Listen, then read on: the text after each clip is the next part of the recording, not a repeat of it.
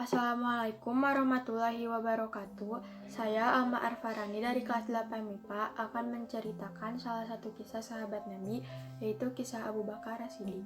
Suatu hari, Abu Bakar bertanya kepada istrinya, "Wahai istriku, masih adakah makanan yang dapat kita makan untuk sarapan di pagi hari?" Habibah sang istri menjawab dengan jujur terkait kondisi keuangan rumah tangganya. "Tidak ada apa-apa lagi yang dimakan, wahai suamiku," kata Habibah, istri Abu Bakar As-Siddiq. Abu Bakar baru ingat, dia tak sempat berdagang karena harus menyelesaikan banyak urusan umat.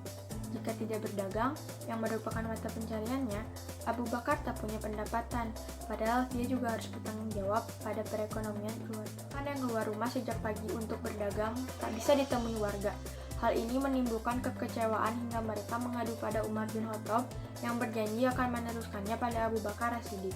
Saat akhirnya bertemu, Umar mengatakan Abu Bakar tak layak lagi berdagang di pasar karena kewajiban utamanya sekarang adalah Umar memiliki keluarga. Oleh sebab itu, aku perlu berdagang untuk mencari nafkah bagi keluargaku, ujar Abu Bakar. Menanggapi kondisi ini, Umar mengajak khalifah yang sebelumnya saudagar kaya tersebut bertemu penjaga Baitul Mal Abu Ubaidah Al-Jarrah. Penjaga Baitul Mal saat itu bertanggung jawab pada perbendaharaan Islam. Saat itu, Abu Ubaidah ingin memberikan sepasang baju untuk musim dingin dan panas yang bisa diganti jika sudah usang. Namun, Umar mengusulkan uang supaya Abu Bakar tak perlu lagi berdagang untuk memperoleh pendapatan. "Sebagai khalifah, engkau memang berhak mendapatkan gaji dari Baitul Mal," kata Umar. Usul Umar disetujui oleh Abu Ubaidah dan Abu Bakar asal tidak menimbulkan fitnah di kalangan umat Islam dan masyarakat umum. Umar awalnya mengusulkan gaji sebesar 500 dirham per bulan atau 6.000 dirham setahun. Usul Umar ditolak Abu Bakar yang menilai gaji tersebut terlalu besar. Sejak saat itu, Abu Bakar As-Siddiq menerima gaji dari Baitul Mal sehingga tak perlu lagi berdagang untuk memenuhi kebutuhan ekonomi keluarga. Waktunya dihabiskan untuk menyelesaikan masalah umat dan tegaknya Islam. Kepemimpinan Abu Bakar memang berlangsung singkat, hanya sekitar 2,5 tahun. Umat telah mencatatnya sebagai pemimpin yang jujur, sederhana, lembut, dan putihnya hati khalifah serupa dengan ciri fisik Abu Bakar yang kerap digambarkan berkulit cerah, berambut tebal, dengan bertubuh yang kurus. Kekayaan Abu Bakar As-Siddiq mencapai 40.000 dirham saat masih menjadi saudagar kaya. Namun, kekayaan Abu Bakar digunakan sepenuhnya untuk umat hingga tidak meninggalkan harta untuk keluarga selepas dirinya meninggal. Abu Bakar menjadi komandan dalam perang Riddah melawan mereka yang ingkar pada Allah Subhanahu wa Ta'ala. Kemenangan dan berbagai karakter unggul tak membuat dirinya tinggi hati, hingga kisah singkat Abu Bakar As-Siddiq selalu menjadi teladan bagi umat Islam sekarang. Sama seperti khalifah yang lain, perang di zaman Abu Bakar juga menjadi salah satu yang terbesar dalam sejarah Islam. Bagaimana sih Abu Bakar bisa mendapatkan gelar As-Siddiq?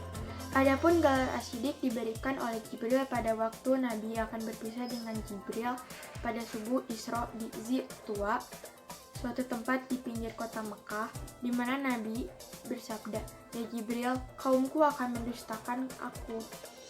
Jibril menjawab, "Abu Bakar akan membenarkan engkau, dan dialah As-Siddiq." Adapun nama ibu beliau adalah Salma binti Syakar bin Amir bergelar Ummul Khair. Bakar lahir 2,5 tahun sesudah tahun gajah. Jadi, beliau 2,5 tahun lebih muda daripada Nabi Muhammad, karena Nabi Muhammad lahir pada tahun. Sifat-sifat ketakwaannya antara lain: 1. Pada masa jahiliyah atau sebelum Islam, ketika orang-orang Mekah sedang menyembah dan sujud kepada berhala-berhala, beliau tak pernah sujud kepada berhala. 2. Beliau lebih cinta kepada Allah dan Nabi melebihi cintanya kepada harta benda, anak, serta istrinya sendiri.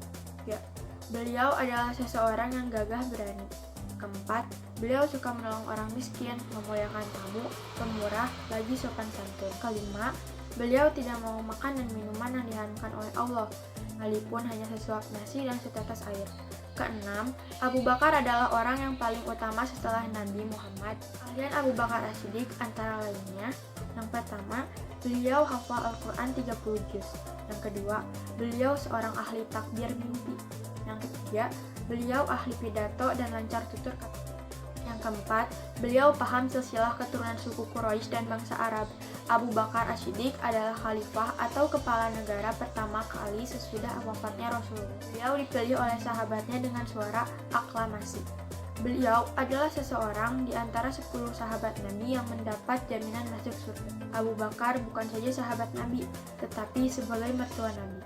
Dikarenakan anak kandung Abu Bakar, Siti Aisyah, dinikahi oleh Nabi. Sekian yang dapat saya sampaikan. Mohon maaf bila ada kesalahan. Wassalamualaikum warahmatullahi wabarakatuh.